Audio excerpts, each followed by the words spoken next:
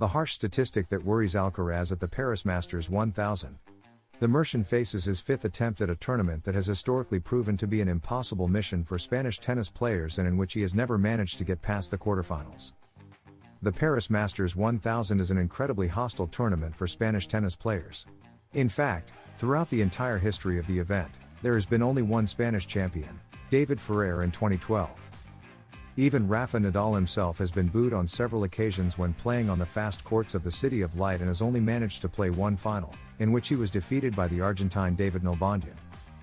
For the moment, Carlos Alcaraz shares the same fate as his compatriots.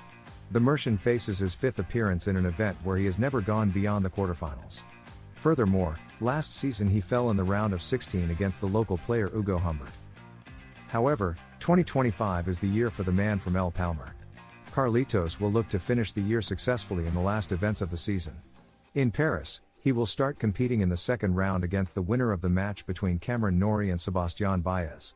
From there, the world number 1 is expected to face Jiří Lehecka, 17, in the third round, Casper Ruud, 11, in the quarterfinals, and Taylor Fritz, 4, in the semifinals, to then fight for another title against Jannik Sinner, 2, in the final. Carlos Alcaraz continues breaking barriers both on and off the court. The Mercian not only dominates the most demanding tournaments on the circuit but is also beginning to leave his mark in tennis history for reasons that transcend sport itself. His Wimbledon 2023 racket, the same one with which he won his first title on London's grass against Novak Djokovic, has been auctioned for $173,000, around €149,000, becoming the most expensive tennis racket ever sold. The racket of Carlos Alcaraz that is already history. With this amount, Carlos Alcaraz surpasses the record that until now belonged to Rafa Nadal, whose Roland Garros 2017 racket was purchased for $157,000, €135,000. The symbolic handover between the past and the future of Spanish tennis is also completed off the court, with a piece that is now part of the nation's sporting legacy. Alcaraz's racket is not just a collectible object. It represents a key moment in recent tennis history. The Wimbledon 2023 final, when the Spaniard, at barely 20 years old, defeated the then champion Djokovic in a match that many already compare with the great duels of the Golden Era. It was the turning point in his career, the moment when the young man from El Palmar went from promise to reality. That afternoon, with nerves of steel and impossible shots, Alcaraz showed that he had arrived to stay. That racket was a direct witness to the coronation of the new king of modern tennis. The year that consolidated Carlos Alcaraz. Since that achievement, Carlos Alcaraz has not stopped collecting titles and records. In this 2025 season, he has won Roland Garros, the US Open, and several Masters 1000 events, Monte Carlo, Rome, and Cincinnati. At just 22 years old, he is already a two-time Grand Slam champion and remains among the world's top 3, alternating the number 1 position with Jannik Sinner and Novak Djokovic. Beyond the trophies, what impresses about Alcaraz is his competitive maturity. Unlike other precocious talents, his evolution seems to have no ceiling. On court, he combines Federer's aggression, Nadal's intensity, and Djokovic's tactical ability. But his game has its own identity, joyful, electric, and bold. The fact that one of his rackets surpasses Nadal's in value is more than an anecdote. It's a metaphor for a change of era. Nadal, the gladiator from Monaco, built an unparalleled legend based on epic endurance, consistency, and 22 Grand Slam titles. Alcaraz, meanwhile, represents the new generation, youthful energy, a constant smile, and boundless ambition reminiscent of Rafa's own early days. And although the comparison between them is inevitable, Alcaraz has never hidden his admiration for Nadal. "Rafa will always be my idol, the reference who taught me that everything can be achieved through effort," he said in a recent interview. Today, that mutual respect transforms into a shared legacy, the baton of history passes from one hand to another. In the world of sports, objects that marked historic moments end up becoming treasures. In this case, Alcaraz's racket was bought not only for its value but for what it represents, the arrival of a new cycle. Carlos Alcaraz is building his own story. With each title, each epic match, and now with this racket turned into a museum piece, the Spaniard is weaving his legacy. In just a few years, he has gone from being Nadal's heir to simply being Carlos Alcaraz, a figure who already defines his own era. Spanish tennis has continuity. Nadal opened the path, Alcaraz is widening it. And although the auctioned racket is only a symbol, its true value lies in what it represents, the exact point where a glorious past and a bright future meet. After the success of the Six Kings Slam, the ATP announces the most anticipated tournament in Saudi Arabia. "This is a moment of pride for us and the result of a journey that has developed over years," said Andrea Gaudenzi, president of the ATP, who concluded his remarks this way. "Saudi Arabia has shown a sincere commitment to tennis, not only at a professional level but also by helping the sport grow at all levels. We believe that fans and players will be delighted with what's coming." Alcaraz and Sinner set to meet in South Korea before the Australian Open. According to the South Korean outlet The Chosen Daily, the Spaniard and the Italian will play the Hyundai Card Super Match, an exhibition, on January 10th.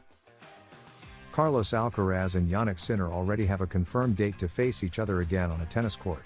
While waiting for the competition to possibly bring them together again at the Paris Masters 1000 or the Nitto ATP Finals, Alcaraz and Sinner will meet in an exhibition in South Korea just before the Australian Open.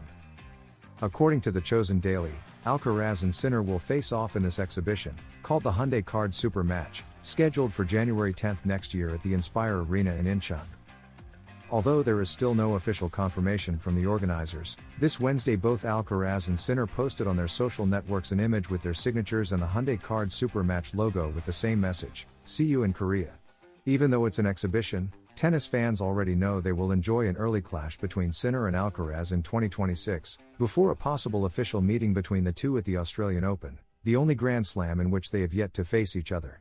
Fabio Fognini, who once reached number 9 in the world and was one of Italy's top tennis figures in recent times, has defended Jannik Sinner after his decision to skip the final 8 of the Davis Cup in Bologna. In a story on his Instagram account, Fognini argued, "As a player, I understand his decision to end 2025 on a high note and prepare for 2026. Asked on his Instagram about the issue, the former world number 9 justified Jannik's choice, "I think it's totally understandable. As a player, I understand his decision to finish 2025 with a flourish and prepare for the real goals he has for 2026, he wrote. Having been a key figure, Sinner, in Italy's Davis Cup victories over the past 2 years, Fognini extended his defense. He's 24, an age at which he'll surely have another 100 opportunities to lift our beloved flag high. The protagonist himself was very brief when asked about the controversy.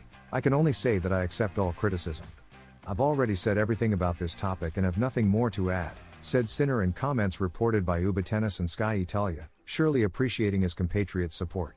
Jannik Sinner and Barbara Schett star in a viral moment.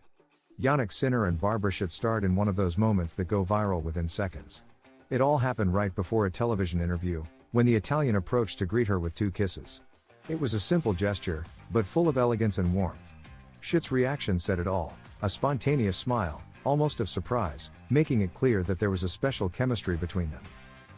From that instant, social media was flooded with comments. Many highlighted Sinner's manners and naturalness, calling him a gentleman from another era. The truth is that this greeting was enough to show a more human and charming side of the young tennis player, far from the seriousness of the courts. The meeting took place during a Eurosport recording. Barbara Schett, former tennis player and now presenter, was waiting for Sinner for a pre-Australian Open interview. Upon seeing her, he didn't hesitate for a second. He approached, smiled, and greeted her with 2 kisses. It was a quick, natural, unpretentious gesture, but one that sparked a wave of positive reactions. In such a professional setting, that touch of warmth surprised everyone. Schett, always elegant and charismatic, responded with the same energy. It was clear that the gesture had taken her by surprise, but she enjoyed it. The connection was immediate. No words were needed, their body language said everything. In that moment, more than a journalist and a player, they seemed like 2 people who perfectly understood each other, conveying closeness and mutual respect. The scene quickly went viral. Fans praised Sinner's authenticity, a reserved young man who doesn't usually show such gestures in public. His greeting was seen as a sign of good manners and simplicity. Some even joked that there was chemistry between them, although it was clearly just a friendly and spontaneous moment.